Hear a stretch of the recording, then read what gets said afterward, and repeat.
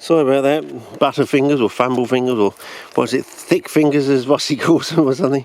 Yeah, and it's colour check on the thing and the keys, I suppose. Different type of blue. It's good in the sunlight. I think I think this setting's good for sunlight, but not for the shade. I think we just put our thing back there and close this because we don't want to lose the car keys, because that will ruin the whole day. I remember losing car keys some decade or so ago. That wasn't with the old car. I had to get the IA out and have the car towed back. That wasn't a pleasant experience, but okay. Sorry about that.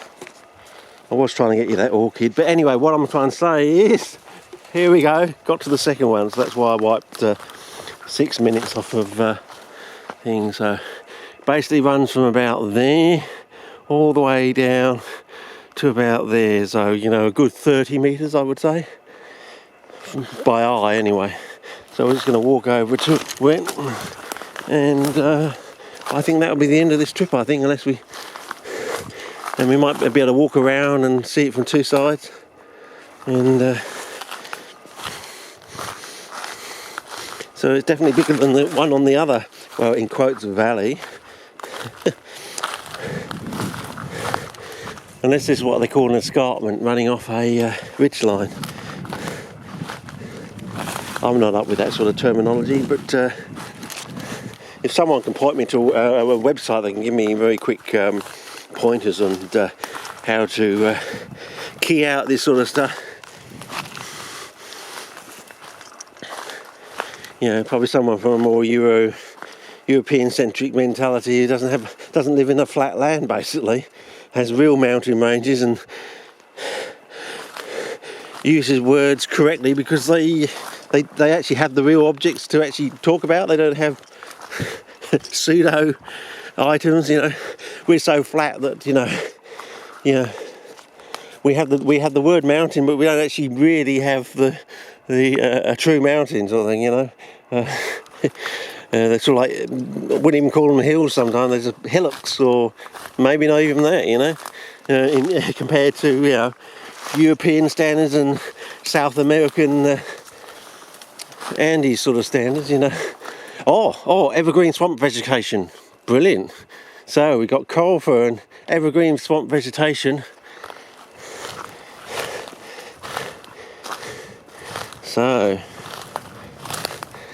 that gives us even more hope that we have the possibility of finding Bonata, or it may have had Bonata, for all we know. It could have been picked on. Now, it could have been here like last century, and it's or it's still here, but it needs a bloody bushfire to reactivate it from the roots or something. Because I don't think the seed's going to hang on. I don't think it's not like Whitaker with one of the thickest seed coat. See, that's the other thing. People say, your seeds, and I'm saying, but you're talking about a Sundew species that probably has the thickest coat in the whole genus, and you've got to ask yourself why. Why does it have the thickest seed coat? Maybe you got to do this thing that Aussies do in general for Aussie native seeds.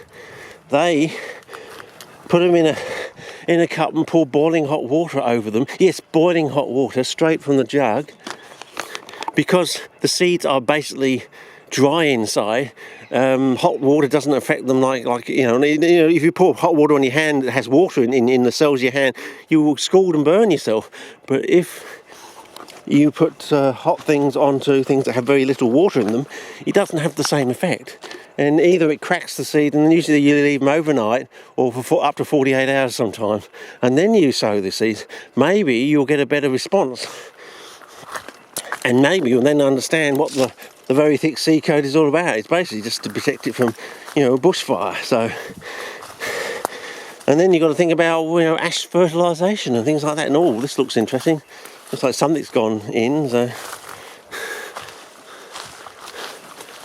it looks like we've got a couple of rows in here, like a corridor or something. Someone's been in there looking at something, or looking in there. Maybe we won't find Bonata, we'll find bloody Dichotoma. But I think we've got to be careful, fellas. Listen out for, I mean, wouldn't it be nice to find a banana with sort of crozes like that, or be able to grow bananas with massive crozes, you know? Or do kangaroos come in here to nibble that stuff, or I don't know, but I can't see, you know, I would expect to see something, you know, like a flower or something, and it doesn't seem to be that wet.